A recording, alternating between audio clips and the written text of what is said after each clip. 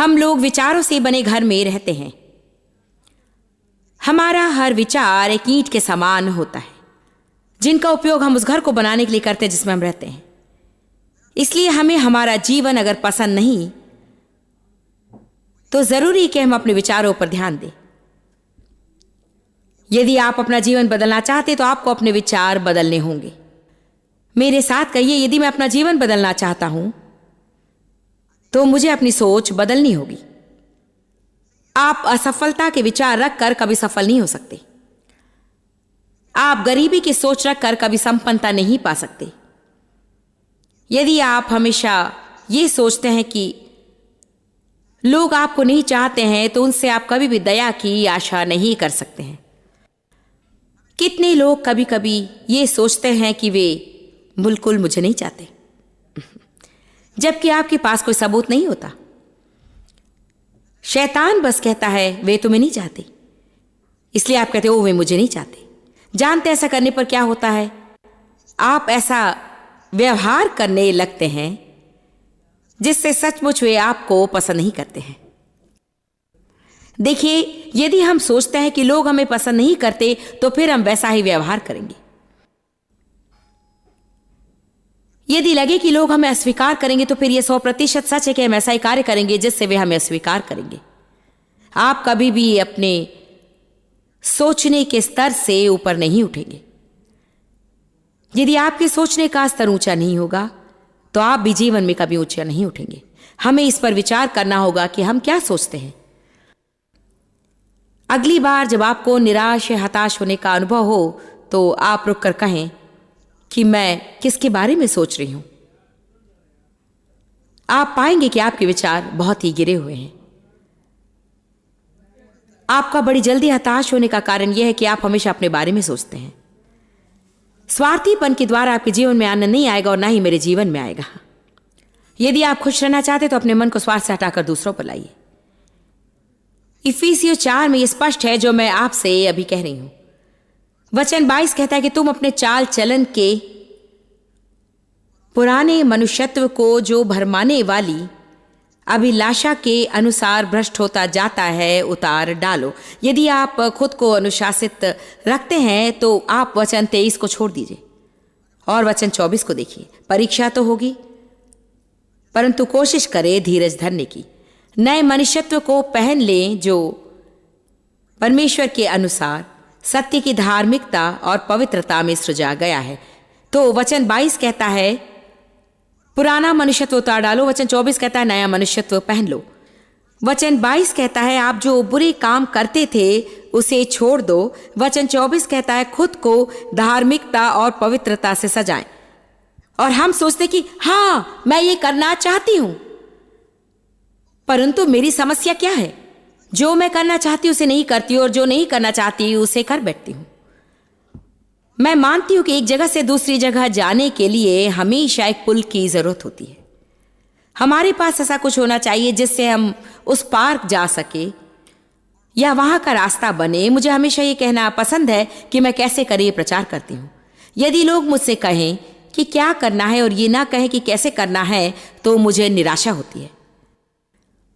मैं मानती हूं कि मसीही जीवन जीने के लिए कैसे का उत्तर जानना जरूरी है। और देखिए, ऐसे कुछ सिद्धांत हैं जिनके अनुसार हमें जीना चाहिए और निश्चित काम हमें करने चाहिए यदि सच में हम चाहते हैं कि हम जहां थे वहां से उस स्थान तक पहुंचे जहां जाना चाहते हैं। अब आप वचन 23 को देख सकते हैं। और अपने मन के आत्मिक स्वभाव में नए बनते जाओ और आत्मिक विचारधारा बनाए रखो। बनते जाओ, ये नहीं कि बस बनकर रुक जाओ।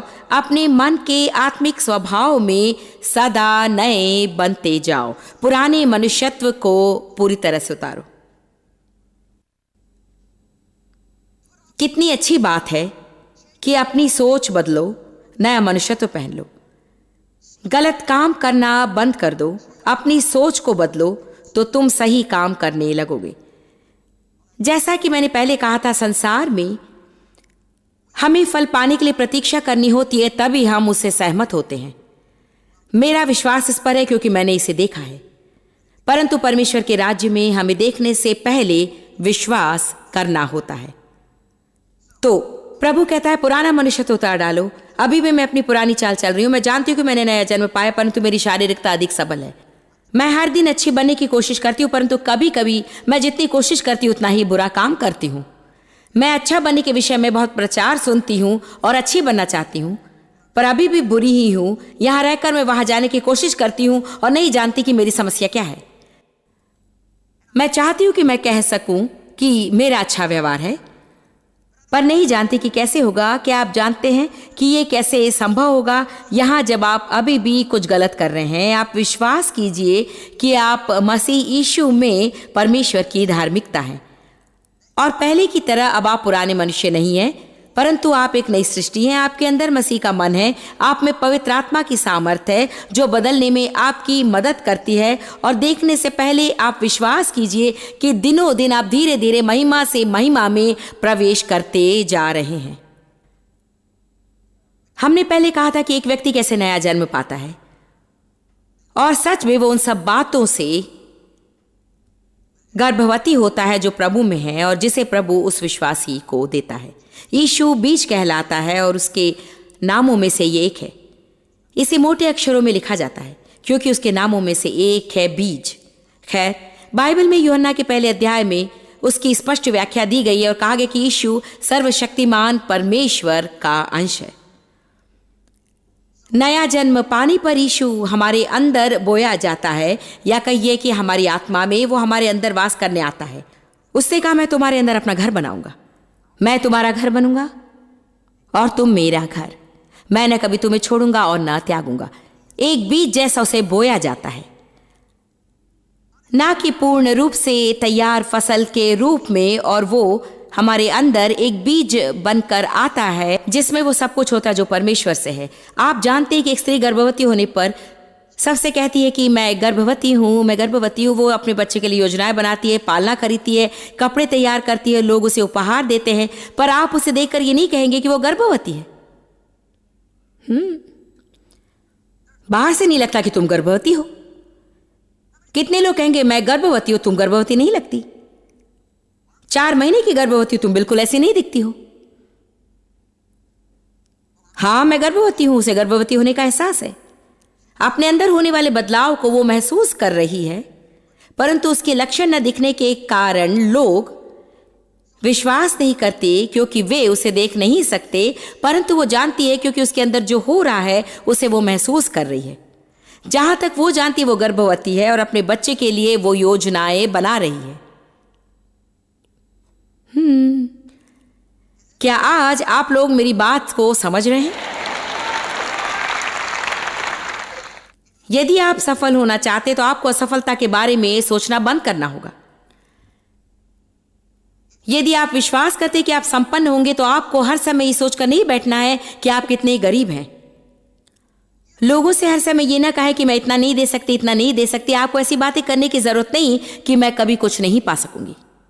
आपको ये नहीं सोचना चाहिए कि आपके पास क्या नहीं है और दूसरों के पास क्या है, और ये कि आप कभी कुछ नहीं पा सकेंगे और सोचते ही रहना नहीं है। हम में से कुछ लोगों की सबसे प्रधान समस्या है कि हम बहुत ही ज्यादा सोचते हैं। आप में से अनेक लोगों के लिए अच्छा है कि आप कम सोचें और अधिक स्तुति करें, लेकिन नहीं, हम सब कुछ जानना चाहते हैं। मैंने आपके लिए स्वर्ग से एक पत्रिका प्राप्त की है। बाइबल कहती है कि हमारा ज्ञान अधूरा है। ऐसी बहुत सारी चीजें हैं जिनके बारे में न जानते हुए भी आपको संतुष्ट रहना है।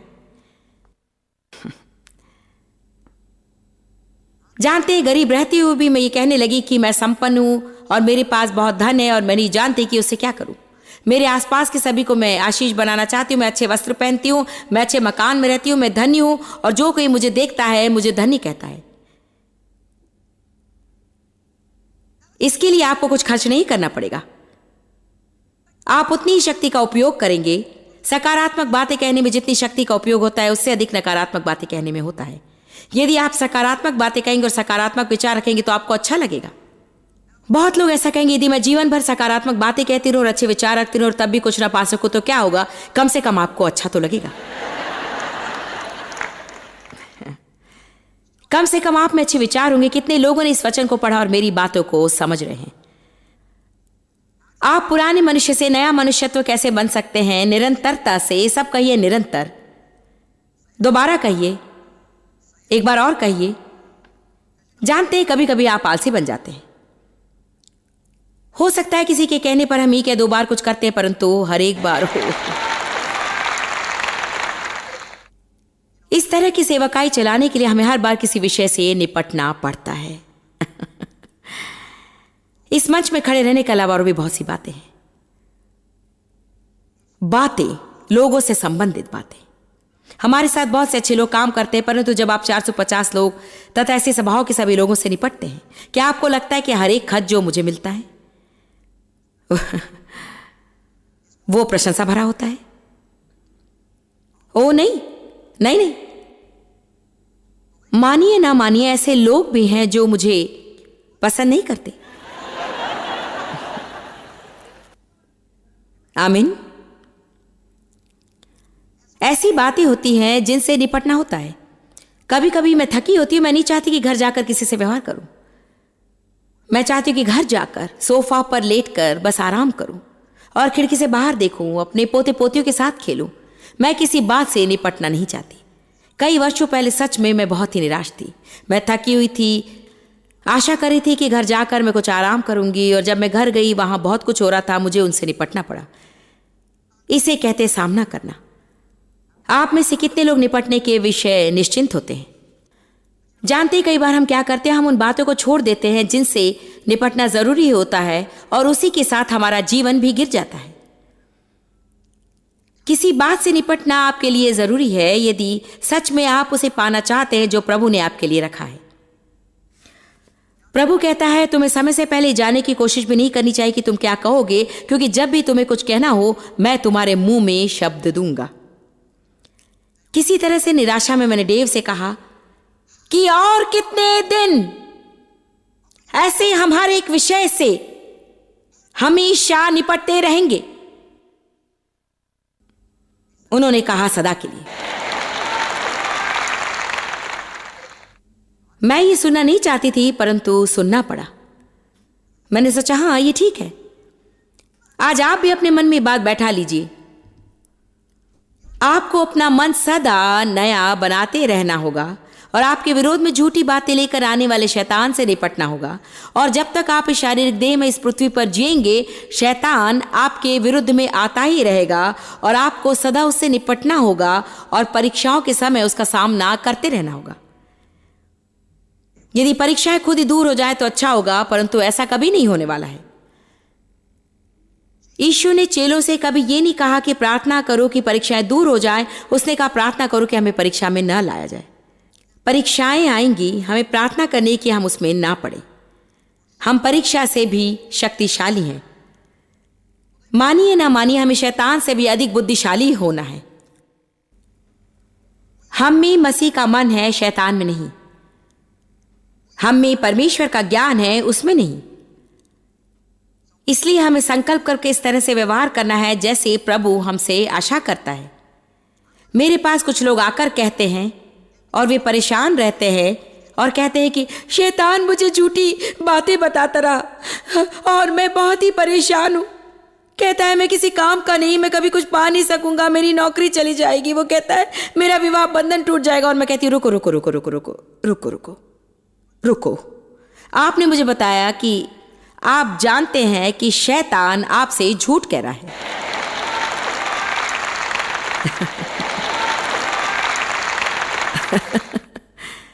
और इस पर आप परेशान हैं?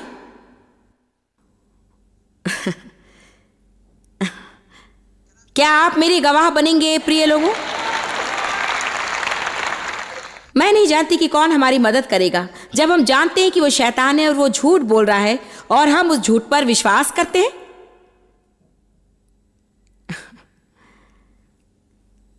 मदद कर यीशु। आज हमारी चर्चा का विषय मन को शुद्ध करना या घर की सफाई। अब समय है कि हमने जो घर बनाया है उसके कमरों को सजाएं। यदि आप आशीषित हैं तो शायद साफ करके सजाने के लिए आपके पास एक या दो कमरे ही होंगे, या हो सकता है आपको पूरा घर तोड़कर फिर से बनाना पड़े। किसी न किसी तरह से हमें इन सड़े हुए विचारों को दूर करना होगा। मैं मानती हूँ कि हमारे अंदर अलग अलग कमरे हैं जहां हम बैठकर भिन्न भिन्न बातें सोच सकते हैं। जानते हैं, सचमुच मेरा क्या होगा वाला कमरा हमारे घर के मध्य का कमरा है। मुझे यकीन है कि यही सबसे बड़ा कमरा है, सबसे अधिक सजा हुआ, और निश्चय ही एक ऐसा कमरा जहां हम अधिक समय बिताते हैं। लेकिन इस कमरे को हम कुछ देर के बाद साफ करेंगे। पहले हम क्षमाहीनता नाम के कमरे को साफ करेंगे। यह ऐसा कमरा है जहां हम लोगों से घृणा करते हैं। यह ऐसा कमरा है जहां हम लोगों से बदला लेते हैं, जहां हम द्वेष की भावना रखते हैं या नाराज होते हैं, और जब भी हमें उन बातों को सोचना होता है जो दूसरों ने हमारे साथ किया है, तब हम यहां आते हैं। अब मैं आपसे पूछती हूं कि क्या यह सही है? क्या इसके बारे में सोचने का ये एक अच्छा तरीका नहीं? हम वहां जाकर बैठ जाते हैं और सोचने लगते हैं कि उन्होंने क्या किया, और सोचते रहते हैं। फिर अपने मित्रों को उसके बारे में बताते हैं लोगों के सामने, सदा उसके बारे में कहते हैं, कहते रहते हैं, और जान भी नहीं पाते कि आप कभी उससे मुक्त क्यों नहीं हुए।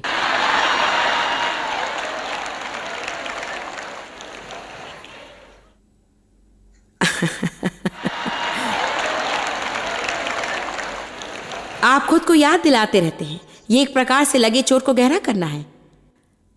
आप चर्च जाकर प्रार्थना करती है, प्रभु मुझे चंगा कर। अरे हाँ प्रचारक, हाँ मैं अपने शत्रु को माफ करना चाहती हूँ। हाँ प्रभु मैं माफ करती हूँ, मैं माफ करना चाहती हूँ, माफी के लिए तैयार हूँ। वेदी के पास आकर घुटने टेक कर आंसू बहाते हैं। घर जाकर फिर उसके बारे में सोचते हैं, कहते हैं। और जैसे ही प्रभु किसी के द्वारा लगे आपके घाव को चंगा करने लगता है, तब धीरे धीरे वो घाव सूखने लगता है। तब आप उसके बारे में अधिक सोचने लगते हैं। तब दोबारा आप उसे गहरा कर देते हैं, और फिर से उस घाव से एक खून बहने लगता है। 10 साल पहले किसी ने आपको जो चोट पहुंचाई थी, उसमें से अभी भी आप खून बहा रहे हैं, जबकि वे और कहीं आनंद ले रहे हैं, और उन्हें ये चिंता भी नहीं कि आप परेशान हैं। उसके बाद हम कहते हैं, मुझ में मसीह का मन है।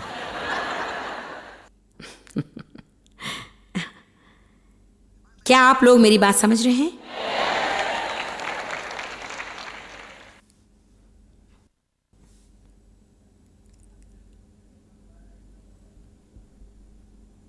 आप लोग जानते हैं कि इस्राएलियों को मिस्र देश की गुलामी से छुड़ाया गया, परंतु गुलामी से छुड़ाए जाने पर भी उनकी सारी परिस्थिति ऐसी नहीं थी जैसा कि उन्होंने सोचा था। उनके सामने लाल समुद्र था, वे मन्ना खाकर थक चुके थे। उन्हें पहाड़ियों को पार करना पड़ा, शत्रुओं से लड़ना पड़ा। इसलिए अलग अलग मौकों पर वे मिस्र लौट जाने की ताक में रहे, क्योंकि वे कहते कि वहां हम गुलाम थे, कम से कम भोजन तो हमें मिल जाता था। हमें वहां के प्याज, अदरक और लहसुन की याद आती है जो हम मिस्र में खाते थे। हम इस मन्ना को खाकर थक चुके हैं। हर रोज एक ही वस्तु, हर दिन वही पुरानी चीज, वही पुरानी। क्या आप कभी प्रभु से कहते हैं, मैं वही पुरानी बातों से थक गई हूं, पुरानी बातें वही पुरानी समस्या है। कम से कम जब मैं पापी थी, मैं अपने पापों से चिंतित नहीं थी।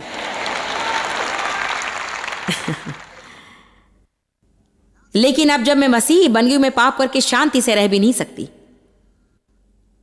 क्या आपने कभी ध्यान दिया मिस्र की गुलामी से बाहर निकलने पर कैसी परेशानी में हम पड़ जाते, परंतु अभी तक हमने प्रतिज्ञा की गई भूमि में प्रवेश नहीं किया, और हम निर्जन देश में आत्मा को शुद्ध कर रहे हैं। कभी कभी आपको ऐसा लगता है कि आप अच्छा बनना चाहते हैं पर अच्छे नहीं हो जाते, आप बुरा बनना नहीं चाहते पर आप बुरे बन जाते हैं। पहले जब आप ऐसा करते तब निश्चिंत होते थे, परंतु अब परेशान होते हैं। आप वहां लौटना नहीं चाहते जहां से आप आए थे, परंतु लक्ष्य तक पहुंचना नहीं जानते। आप वहीं पर अटक कर उसी पहाड़ के चारों ओर चक्कर काटते रहते हैं। इसलिए कभी कभी ये सोचना बहुत ही आसान होता है कि ये कठिन है, मैं जहां से निकली थी वहीं पे लौट जाऊंगी, मैं वापस लौटने जा रही हूं। कम से कम यदि मैं क्रोधित हो जाऊं तो बस जाकर बस वही करूं, जैसे कि यदि किसी पर गुस्सा है तो सीधे जाकर उन पर बरस पड़ूंगी। परंतु अब मुझे अपने शत्रु से प्रेम करना है, मुझे अब उन्हें आशीष देनी है, उनसे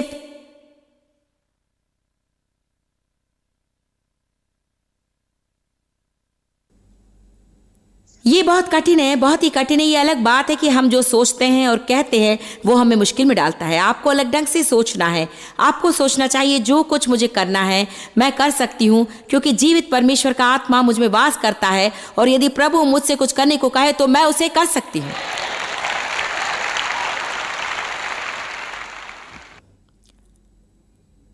मैं इस पर अभी प्रचार नहीं करूंगी, परंतु किसी दिन मैं इस पर पूरा प्रचार करूंगी।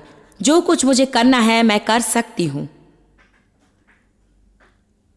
आप अपने आप को असफलता के लिए तैयार करते हैं जब आप बैठकर सोचते हैं कि ये मुश्किल है। प्रभु ये बहुत ही मुश्किल है, ये मुश्किल है प्रभु, मैं इसे नहीं कर सकता, ये मुश्किल है, तू बहुत बड़ा काम दे रहा है प्रभु। कभी कभी प्रभु हमारे किसी विषय से निपटता और हम कहते हैं नहीं प्रभु मैं इसे नहीं कर सकता,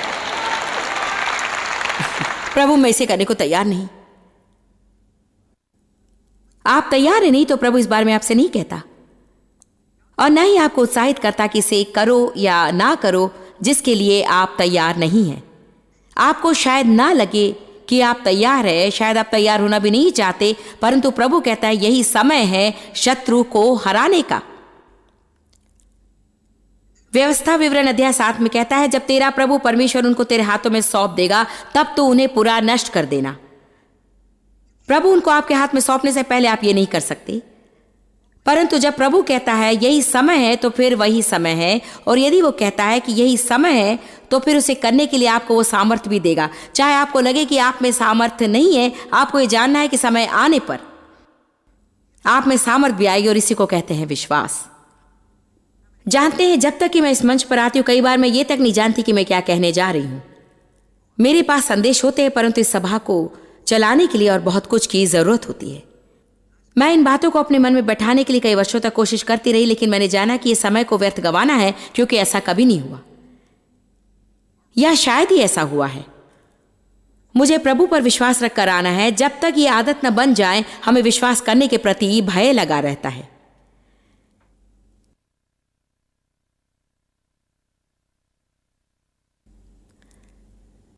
कभी जहां से आप निकले वहां लौट जाने की इच्छा मत रखिए, क्योंकि आपको वो मुश्किल लगता है। याद करें कि वहां पीछे कितनी मुश्किलें थी।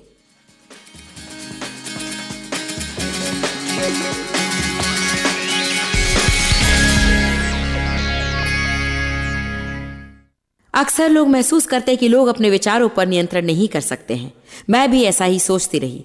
यदि मेरे पास नकारात्मक विचार आते तो मैं सोचती कि मुझे बस नकारात्मक विचार सोचना होगा। मुझे ये समझ में नहीं आया कि मैं भी अपने विचारों पर नियंत्रण कर सकती। परंतु जैसे मैंने प्रभु का वचन अध्ययन किया तो मैंने पाया कि मैं गलत विचारों को फेंक कर सही विचार चुन सकती हूँ। एक बात मैंने सीखी है और मेरा विश्वास है कि ये आपकी मदद करेगी। यदि मेरे मन पर बहुत से नकारात्मक विचारों का हमला होता है तो मुझे प्रभु के वचन अपने मुंह से जोर से कहने होंगे। यदि आप ऐसा कुछ सोच रहे हैं जिससे आपका लाभ नहीं और आप कुछ कहते हैं तो ये उस विचार में रुकावट डालता है। यदि शत्रु आपसे कह रहा है, आपके मन में डाल रहा है कि आपके साथ कुछ भी भला नहीं होगा, आपके भूतकाल में बस बुरा ही होते आया है और आपके भविष्य में दोबारा वही होने वाला है, आप हमेशा कंगाल ही रहेंगे, आपका कभी विवाह नहीं होगा या आपकी पत्नी कभी नहीं बदलेगी, आप जिसके लिए प्रभु पर विश्वास कर रहे हो कि वो हो, शैतान आपसे कह रहा है कि आपको ये कभी नहीं मिलेगा। जब आप वो विचार सुनते तो आपको अपना मुंह खोलना है और जोर से कहना है, मेरे जीवन के लिए प्रभु के पास उत्तम योजना है, वो मेरी प्रार्थना सुनता है, मैं प्रभु में बढ़ रही हूँ, मुझसे प्रेम करता है और मेरे भविष्य में उत्तम बातें अवश्य होंगी। सच तो यह है कि मैं अपेक्षा कर रही हूँ कि आज ही मेरे साथ कुछ भला हो। जब आप इसे करना शुरू करेंगे आप पाएंगे कि आपकी सोच बदल रही है। जैसे मैं हमेशा कहती हूँ, यदि आपका शत्रु ये जानता है कि जब कभी वो आपके मन में नकारात्मक विचार डालता है तब आप उसे प्रचार करेंगे तो वो किसी और से बातें करेगा जो उसके विरोध में नहीं आएगा। आपका दिन अच्छा जाए और दिन में कुछ समय प्रभु वचन अपने मुंह से जोर से कहते हुए गुजारें।